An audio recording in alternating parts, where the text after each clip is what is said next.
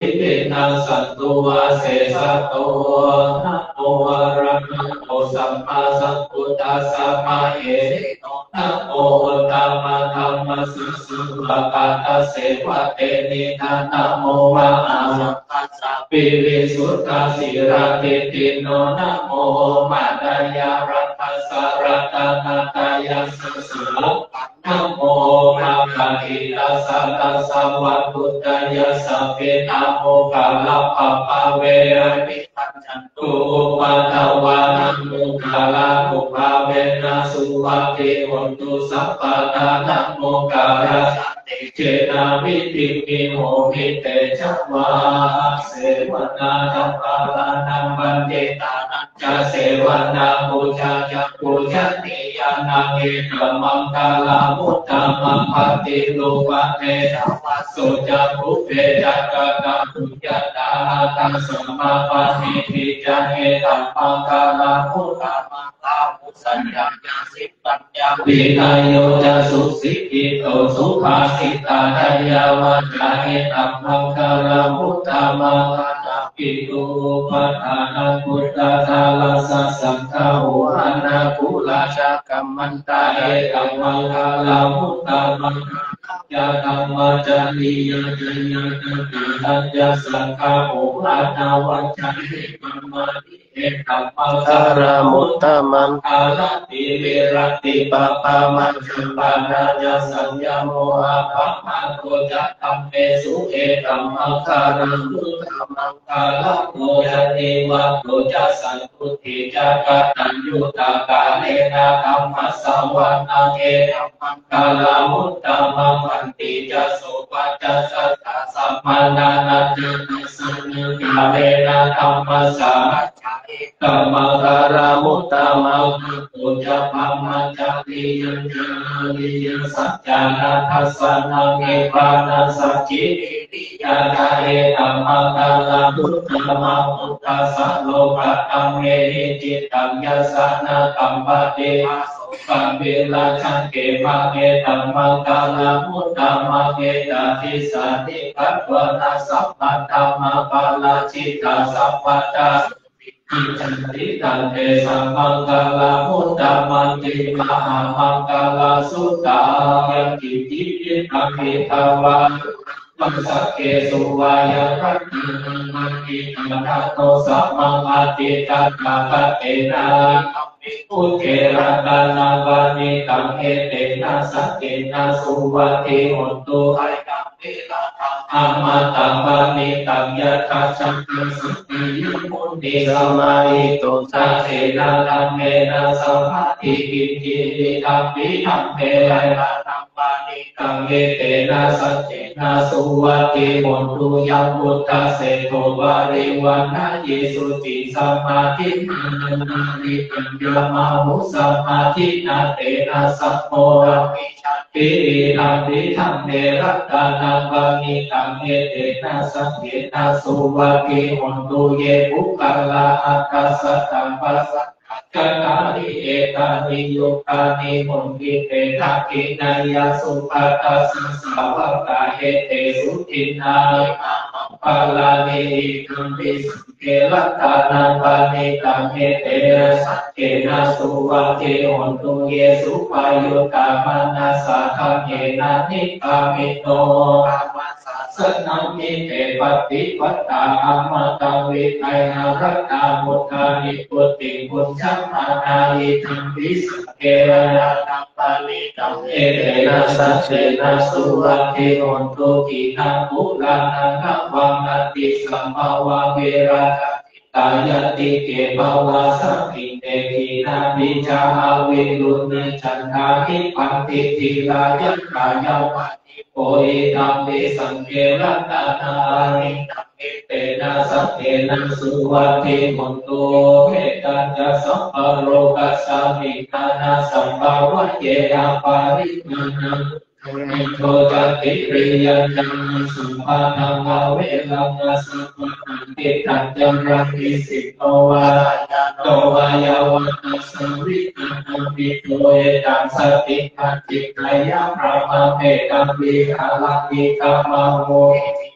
อนุปกัมมสิรวัฏสันเนนะสัมปันโนวิสุทธินายะเอตังนานิจันตุขปะพุทธเลติปิกาลนิยามเมตตาสุขานิติปิโสภะคะวะอะระหังสัมมาสัมพุทโธวิชาจารณะ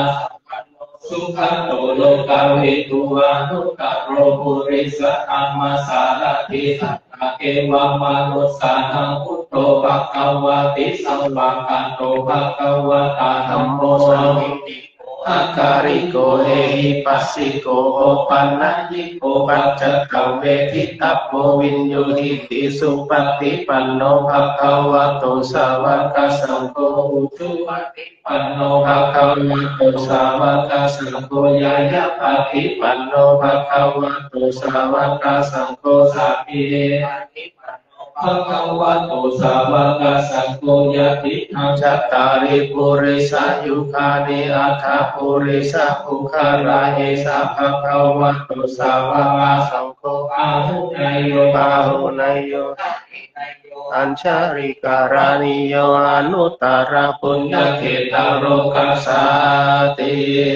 ตุนิอาหาวัมมังคลัญจโยจามานะโพสักขุนาสัสสะตุปะปะคะโหตุสุปินังอาคันตังพุทธานุภาเวนะวินัสสะเมตุยันตุนิมิตาภาวัมมังคลัญจโยจามานะโพสักขุนาสัสสะตุปะปะคะโหตุสุปินังอาคันตังธัมมานุภาเวนะวินัสสะเมตุยันตุนิมิตาภาวัมมังคลัญจโยจามานะโพสักขุนาสัสสะตุปะปะคะโหตุสุปินังอาคันตังสังฆานุภาเวนะวินัสสะเมตุมหาการุณิโกนาโตหิตายะสัพพะปะหิตังตุเรวะปะหะเมสังโฆติพุทธัมมังเยเตนะสัจวัชเชนะมุตุเตชัยยะมังคลังชัยยันโตโพธิยามุเลสักกายังนันทิวัฒโนเอวังปะวังหิชัยโยโหหิชัยยะสุชัยยะมังคะเลอะปัญญาสิตังลังเกสีเสวยาวิโปคะเลอะพิเศเกสัพพะพุทธานังราคะปัตโตปะโมทัตติสุนันทัตตาสุมังคาราสุปะปะตาสุโภยะสุมาโนสุโมโตจัสสุหิตัมพัมมัจจานิสุปะทักขินากายะคัมมังวาจากัมมังปะทักขินามโนมโนกัมมังปานิทิเตปะทักขินาทักขินานิกัตวนาราปัตตะเทปะทักขิเนยิริโกทัพพะสัมปันนาสุขธัมมาสัมมานิตาสันโตสัพพุริสาธรรมาติวุจเนสันติปัฏฐาปัตตานาสันติปะกาวัจนะมาตาปิตาปฏิกรรมาชยาสนากตาพุทธาเจตวมาลังสวะอนันตตุสัจจังสังเยปิริสุตตาลาสัมมาตานังกาลาทโยพุทธานาวิสตินายังกาสัพเพปฏิจิตาไมหังปัจจเกเตโพเนสัตสิเสปฏิจิโตไมหังพุทโธธัมโมธัมมิโรจเนสังโฆปฏิจิโตไมหังบุเลสัพพะคุณากะโลหะเยโทสาลีพุทโธจะทักขิเนปุถังโยปิติปัสสังกิโมกขลาโนจวะมังเกทักขิเนสวัสเน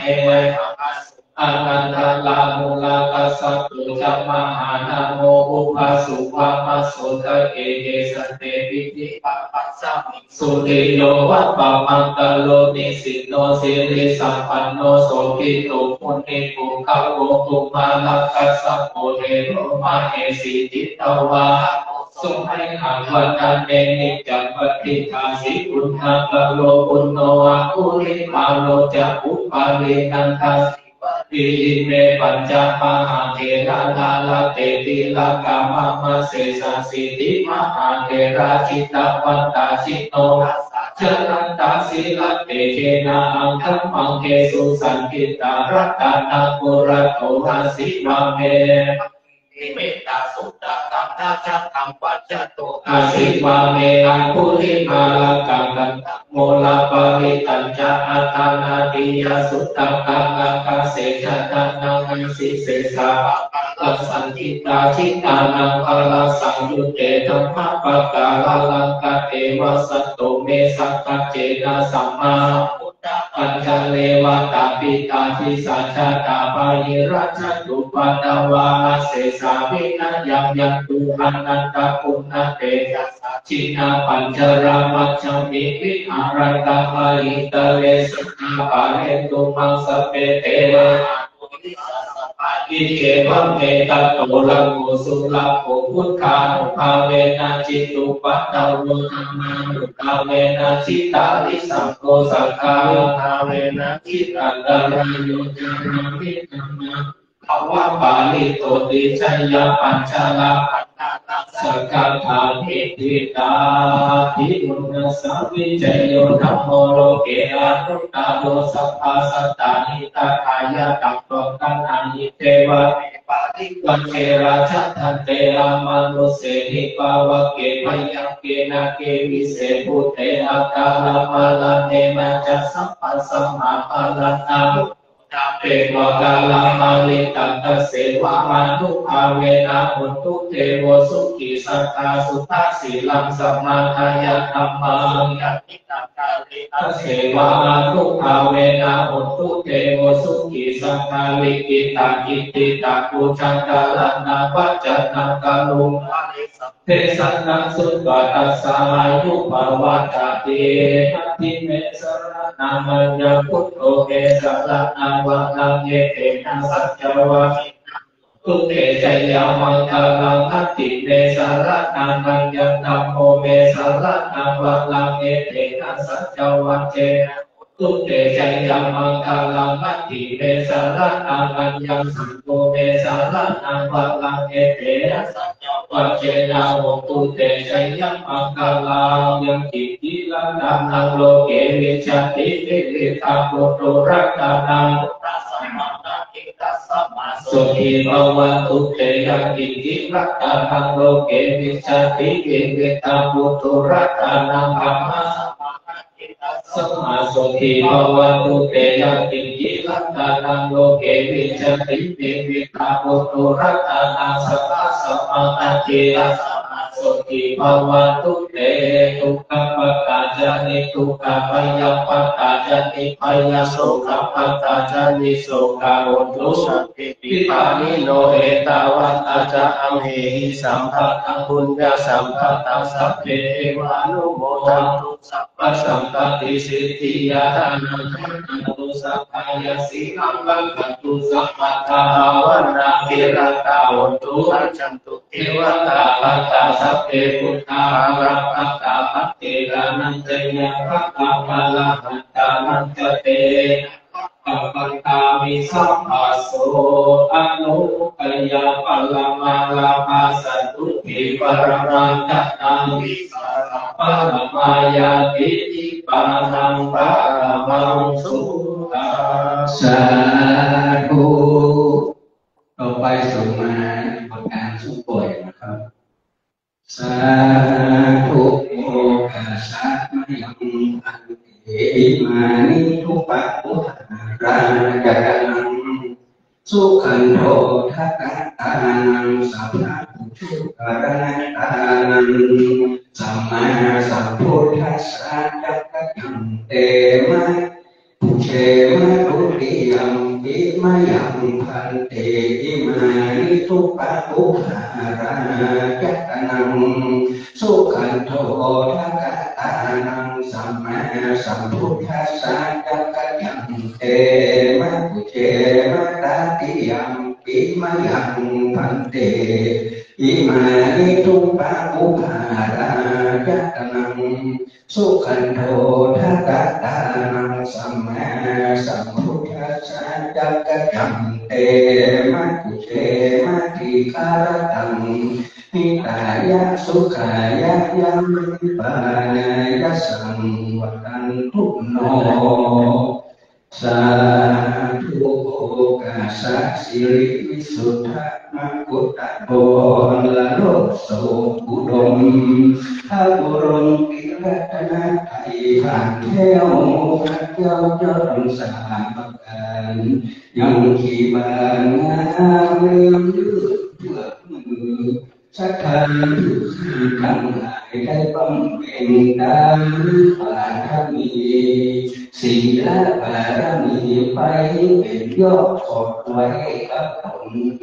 ตัวเมามัวด้วยกิเลสคือได้ถึงที่วิเศษแล้วคือเวียนแก้วยอดเหนือปานนั้นจึงจะมีเพียงแต่ดีและอย่างในวันนี้ก็เป็นวันดีพิธีอันพิเศษเหตุว่าเป็นวันบุรีที่23 ตุลาคมตรงกับเดือนนี่ขึ้น2 ค่ำก็ได้มีศรัทธาวัดไฟพร้อมคณะและศรัทธาวัดสันปะตองบ้านหนองหลวงใหญ่พร้อมกับพี่น้องไทยจึงได้พร้อมกันทำบุญทานกฐินทำบุญสืบชะตาสุนันทุกคนโตบังลาศรัทธาพี่น้องทั้งหลายตั้งยิ่งใหญ่น้องหมู่อันบานเข้ามาสู่ในอารามมีสิ่งงามบ่เศร้าไว้พระเจ้าทั้ง3 ประการแล้วจะทำบุญถวายทานกฐินอันหาเสริฐของบุญเกิดมาปานหลายอันได้มือการยังกฐินทานมือดังนี้ทุกขตาอยากไรคือว่าอินะปกติได้มือการยังพากฐินบัดนี้ไม่มีศรัทธาไม่มีท่านเจ้าวัดอินทรีย์สลองตนเอกเก้าด้วยศรัทธาวัดป่าหินกับสันปะตองบ้านหนองหลวงใจพี่น้องไทยก็มีใจอันประเสริฐบังเกิดศรัทธาได้นำมายังกฐินการพร้อมกับบริวารหมู่มาตั้งไว้ในห่วงแก้วน้ำทั้ง3 ประการเพื่อจับถวายเป็นทานเกศสทานเจ้าอันยังรักษาวัดนี้เรามาบอกพบใจเมื่อหัวระวงบัดนี้ถึงการะควรแล้วขออาราธนาพระคุณเจ้าที่มีเมตตาปฏิปันเราเอาอย่างกฐินทานก็ทำบริวารทั้งหลายเหล่านี้เพื่อโยชน์แก่ผู้ฆ่าเพื่อได้อยู่สุขสบายดีในจักนี้และจักหน้านั้นอยู่จะมีเพียงแต่ดีนะโมวิสุทธังทิเวกานังพุทธังธัมมังสังฆังกายนะวาจานะมัสสาสัพพังโตสังฆมันตุโนต่อไปถวายทานกันครับเดี๋ยวกล่าวตามนะครับขออนุญาตเป็นคนนำถวายผ้าพระกฐิน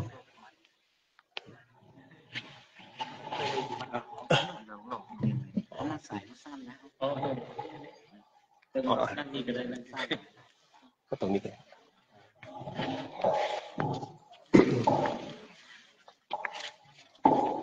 ลำดับต่อไปนะครับก็ขออนุญาตเป็นตัวแทนนะครับทุกท่านในการกล่าวนำ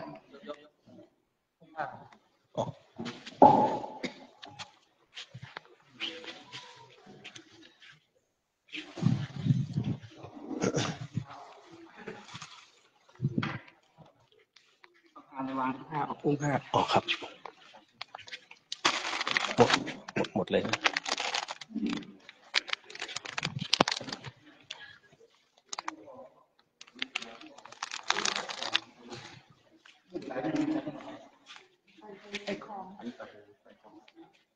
กำ3คนนั่นแหละครับครับอุ้มมาได้เลยหันหน้าเขาพูดก่อนครับห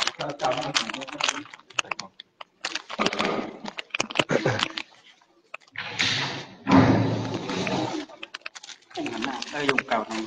ครับได้แล้ว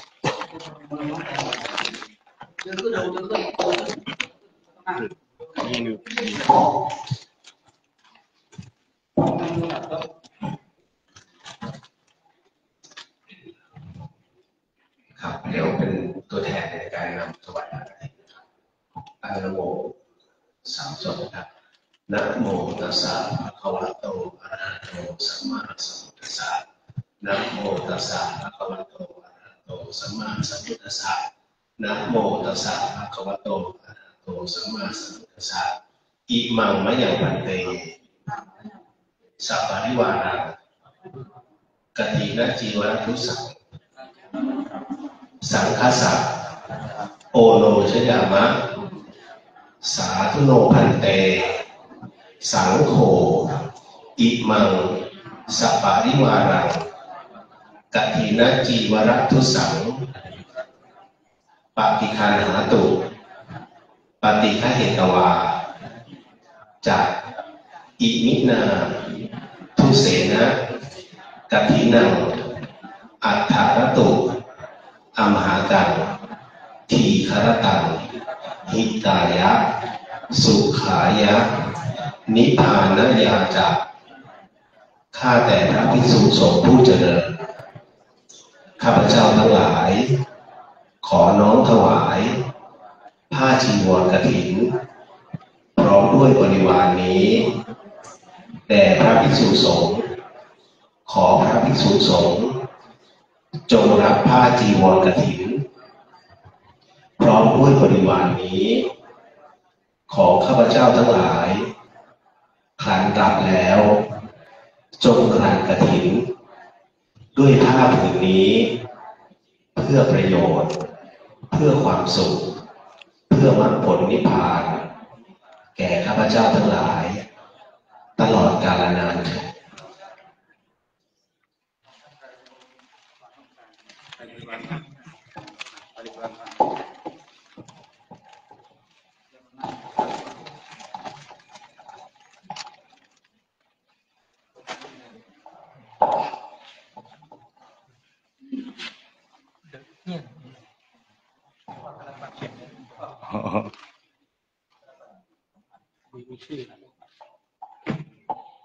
มีชื่อแจกยาก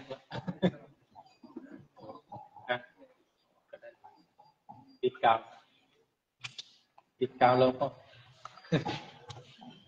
ชื่อเจ้าภาพอยู่ไหนชื่อเจ้าภาพ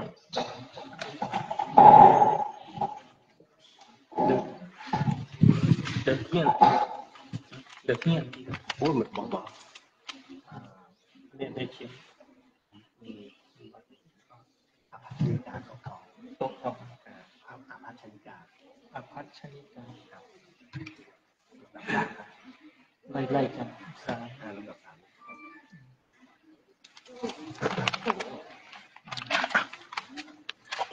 ลืมครับ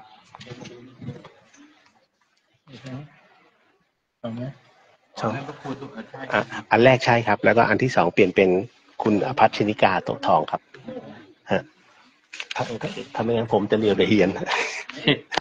อภัชนิกาครับ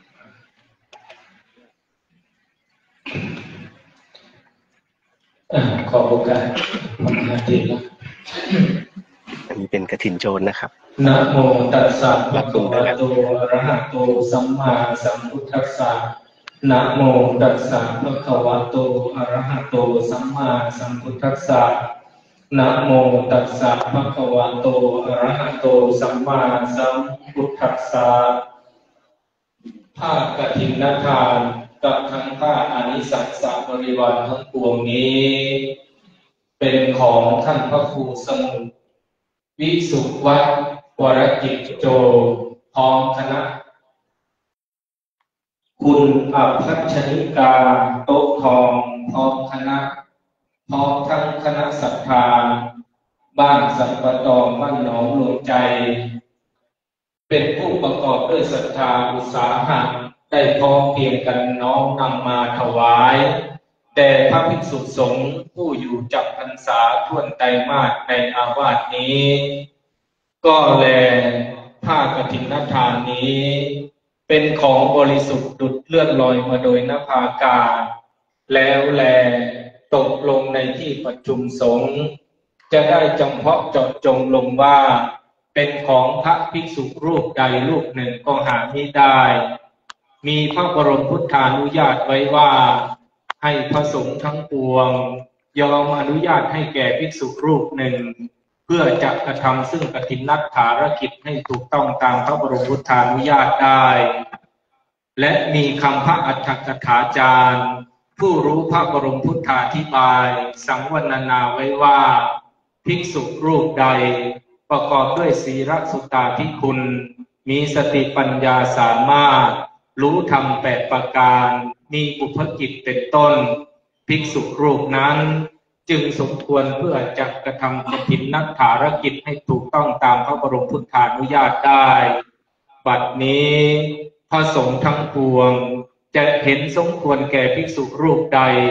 จึงพร้อมกันยอมอนุญาตให้แก่ภิกษุรูปนั้นเถิด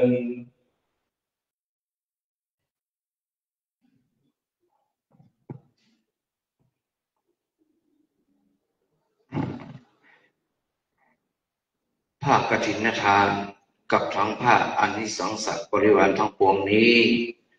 ข้าพเจ้าพิจารณาแล้วเห็นสมควรแก่พระประพันธ์ประภัสโลรักษาการเจ้าอาวาสวัดอินทขินแห่งนี้เป็นผู้มีสติปัญญาสามารถอาจเพื่อกระทำกฐินทารกิจให้ถูกต้องตามพระบรมพุทธานุญาตได้ถ้าพระภิกษุรูปใดเห็นว่าไม่สมควรจงทักท้วงขึ้นในท่ามกลางระหว่างสงฆ์ถ้าเห็นว่าสมควรแล้วไซขอจงให้สัทธสัญญาสาธุการขึ้นโดยพร้อมกันเถิดสาธุ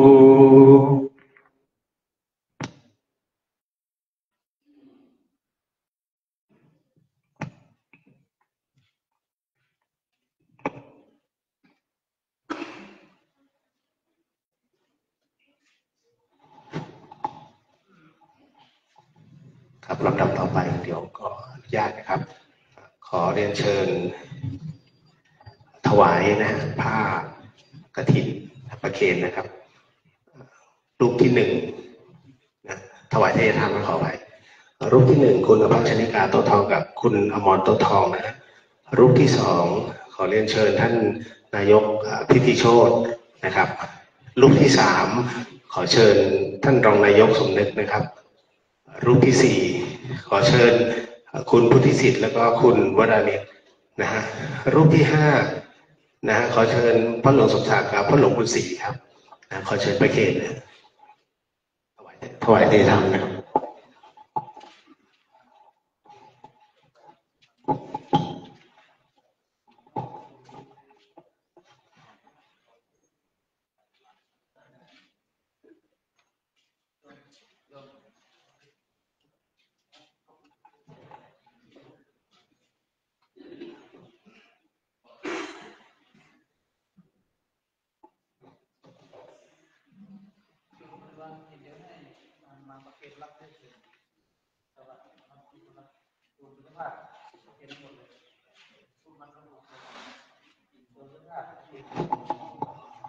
ขอนิมนต์ท่านเจ้าวาดรับประเคนกฐินบริวารนะครับครับขอเชิญท่านนายกด้วยครับท่านรองนายกด้วยครับเกณฑ์เชิญครับครับพระหลวงไปเลยนะประเคนพร้อมกันเลยครับสาธุครับ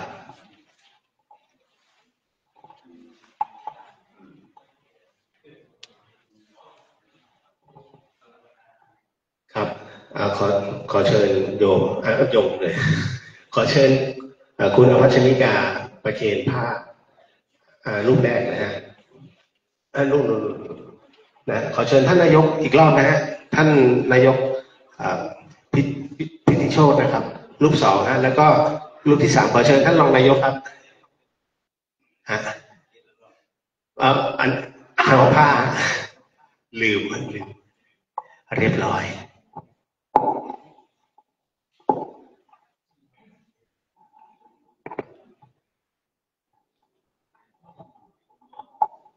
อันนี้เดี๋ยวผมมอบปูจานให้ประเคนปูจาน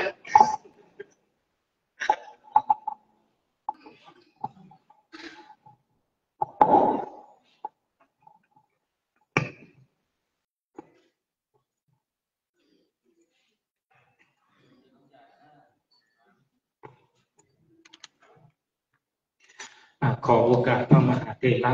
เป็นต้นเสียงอนุโมทนาให้พรยะถาวะลิวะหาปุลาปะริปุเรนติสาคลังเอวะเมวะอิโตตินังเปตานังอุปกัปปติอิจิตังปฏิตังตุมหังคิปะเมวะสมิจันตุสัพเพปุเรนตุสังกปาจันโทปนรโสยะธามณิโชติลาโสยะธาติโย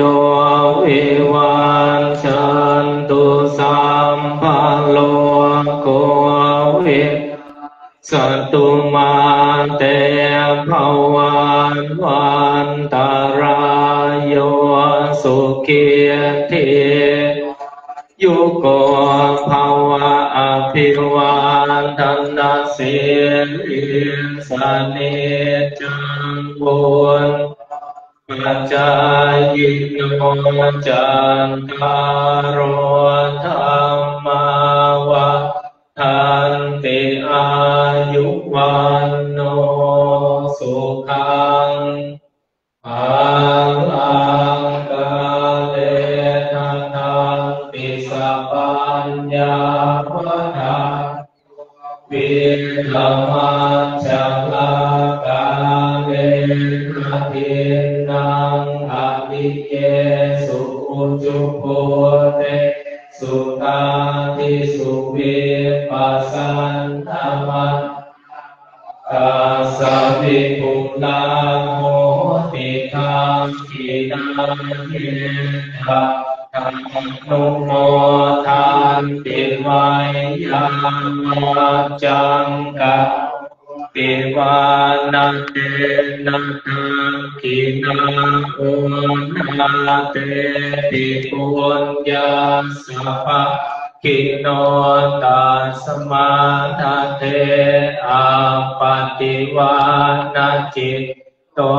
ยังคติมหาภลังปุญญาณิภละโลกัสสมิปฏิทาโหติปานันติอายุวัฏโกวัฏโกยัสสวัฏโกภลวัฏโกวันนาวัฏโกสุขวัฏโกโหนตุปัฏฐาทุกขโลกพยาเวนะโสกาสัตตุจุปันทวาอเนกาอันตรายานาสันตุจเตชะสัจยสิทธิทานังลาภังสุทิขยังสุขังภลังสิริอายุจวันโนจะโพวุฒิจะยัสสวาสัตวัสสังจะอายุจะชิวสิทธิภวันตุเตภวตุสัพพมังคลังลาตุสัมภเทวตาสัพพปุณธานุภาเวนัสสัทธาโสทิภวตุ ตุเตภวตุสัพพมังคะลังลาคันตุสัพพเทวตาสัพพะธัมมานุภาเวนัสสัทธาโสติภวันตุเตภวตุสัพพมังคะลังลาคันตุสัพพเทวตาสัพพสังฆานุภาเวนัสสัทธาโสติภวันตุเตสาธุสัพพิติโยวิวัสสันตุสัพพะโลกโกวินัสสันตุมาเตภวตุนตะโยสุขีทีคายุโกภวะอภิวาทานาสีลิสานิจังวุธาปจจยิโนจัตตาโลธรรมาวัฏันติอายุวันโนสุขังภะลังอิตังทานะกัมมังนิปานะปัจจายโยหุนตุโนนิจังอิตังศีลกัมมังนาปัจจายโยหุนตุโนนิจังอิตังภาวะกัมมังนิปานะปัจจายโยหุนตุโนจังยังกินจิปุสารังกัตตปังกัมมังสัพเพหิกะเตหิกะตังปุญญังโนอนุโมทันตุสุนันตุพนโตเยเตวะสมิงคาเนอาดิคันตาดิคันยุกาสัทธาโหนตุสัพพสัตตานังสุขีอัตตานังปาริหารันตุมาตาปิตาสุขีตาโหนตุปะมุนจันตุสัพเพติกาสุขิตาโหนตุทุกขาปะมุนจันตุสัพเพติกาสุขิตาโหนตุทุกขาปะมุนจันตุสัพเพติสาสัพเพยัคฆาสัพเพเปตาสุขิตาโหนตุทุกขาปะมุนจันตุสัพเพยัคขัตตาสุขิตาโหนตุทุกขาปะมุนจันตุสัพเพเทวาสุขิตาโหนตุทุกขาปะมุนจันตุสัพเพอาจาริยุปัชฌยาสุขิตาโหนตุทุกขาปะมุนจันตุสัพพะสัมปัตตินังสามิสันตุโยพุทโธมังคาลาสัมพุทโธสัมพุทโธทิปะพุทธโมพุทธมังคาลานาคัมมาทุกขาปะมุญจาเรธัมโมสังฆาระสัมพุทโธธัมมิโรพุทธัสโสอานุภามะพระมหาคัมมาสัพพะทายาปะมุญจาเรสังโฆมังคาระสัมพุทโธวาระทัพพินัยโย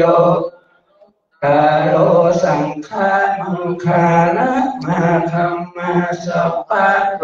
กาปะมุญจาเรวัฏฏามิพุทธังสา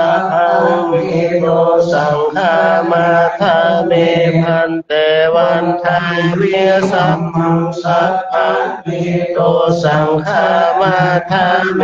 พันเตวันทามิสังฆังสัพพะมิสัมมาทามิพันเตวันทามิคารุอุปัชฌยาจาริเกสัพพะมิโตสังฆามาทาเมพันเตวันทามิกัมมัฏฐานังสัพพะมิโตสังฆามาทาเมพันเตวันทา มิหาราเม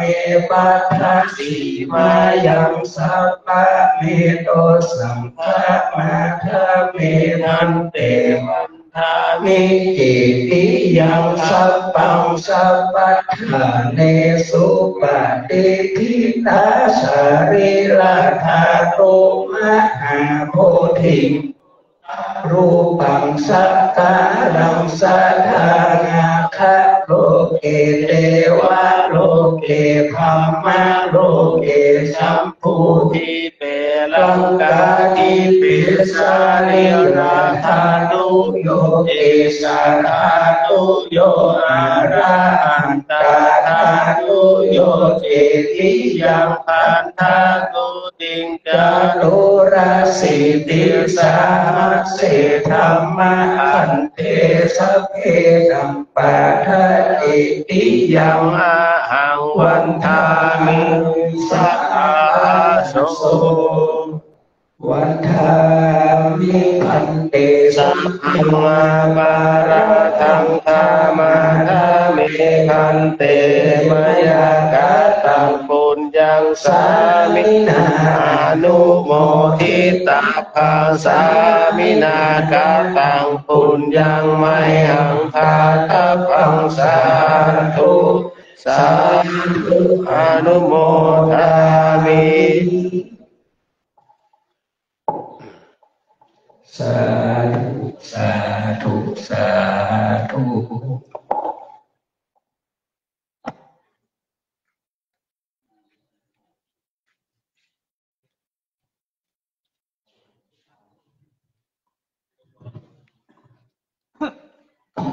พิธีกรรมในศาสนาเรา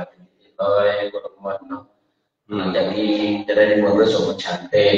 เสียงสเตละตอนนี้เสร็จสิ้นแล้วนะครับ